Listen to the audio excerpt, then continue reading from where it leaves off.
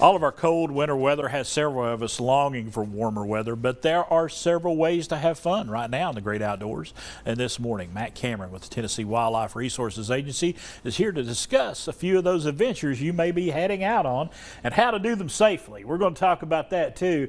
I know a lot of folks right now, Matt, they still got their boats going. They're out there fishing on area lakes and rivers, and they're hardy souls, but they're catching fish. But there's some things you need to keep in mind if you're going to boat during the winter months. Yeah, absolutely. You know, Tennessee's a 12-month boating state now, and you can enjoy winter fishing. And I don't know that I don't want to be out there in single digits, and it's starting to freeze over. But you know, this won't last forever. Right. It will thaw on the surface. Next week it's supposed to be back in the 60s. There you go. So yeah, fishing should be pretty good out there. So, but we just want you to pay attention and not end up in the water if you can help that. That's first and foremost. That's the big thing. Hypothermia will set in quick. And we've got some tips that we had up on, you know, some common everyday common sense tips that we need to share with people. Tell someone your float plan, never overload your boat, dress for the water, not the weather, always wear a life jacket. That last one so vitally important.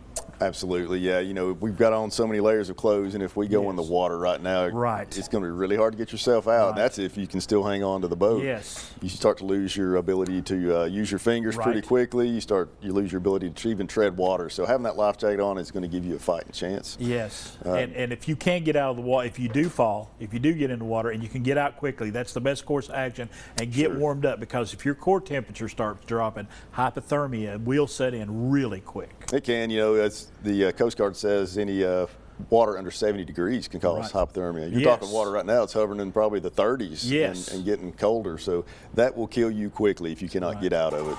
All right. Keep those things in mind, folks. I know that the fishing is good right now. There's lots of folks catching stripers and trout, smallmouth right now, having a great time doing it. Just do it safely. That's the big thing. Now, we talk switching gears just a little bit. We've got the big photography contest every year, TWRA. They have this big calendar that they put out, and all the pictures are submitted by people, everybody, just like us, outdoors people. It's been going on for at least a couple decades now, and it's wildly popular and very competitive. Yes. Very competitive. I entered some pictures last year, thought I had some good ones. Yeah. But you got to bring your A game for this. Then you've got some great ones, examples. Right there. Look at that. So it takes a special photographer to get out and capture these types of moments. But anyway, we're looking for your submissions. The deadline is March 29th, and it's really easy to submit them now on tnwildlife.org. You just enter them online. They got to be landscape, able to be printed 8.5 by 11 and 300 pixels or better. Look at that beautiful red fox there. Oh man, underwater photography. That is really difficult to get. I've been keeping up with a gentleman that does some underwater photography, shooting like brook trout, things in small streams. That's extremely difficult. Hey, I need to get in touch with him. I'd love to have some video of underwater fish. But man, like I said, I entered some pictures. It's so easy, folks. All you got to do is go to tnwildlife.org. They walk you through the entire process. Very simple. And you can go in there and vote now for the photographs that you think are the best. Now, those aren't official judging, but it may play into, hey, they really, really like these. If you get a lot of votes, they're gonna look at them. So yeah, go in there and check them out. Even if you don't submit photography, go in there and check them out. Absolutely, because it's beautiful, just beautiful. Yes, sir. Get to show all the different wildlife we have here in Tennessee. And finally, before we let you go, I know there's a lot of trout fishermen out there that are going to go online, and you can get on the website there and find out where they're doing winter trout stocking. And it is an important program.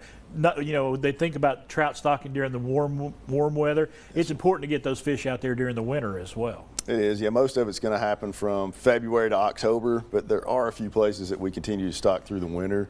Just to throw a few out there in this area, Ralph Stout Park Pond in Mountain City. The Cherokee Tailwater below Cherokee Dam, Wilbur Lake there on the Watauga River. So many people around here utilize that tailwater. Yes. I've never been on it, but I'd like to see it. Oh, it's beautiful up there. Boone Tailwater and Paint Creek as well down in Greene County. Yeah, Paint Creek's a beautiful area too. You get up there, pretty high and catch some of those brook trout up there too. So this is important to keep our trout population well stocked all across our region.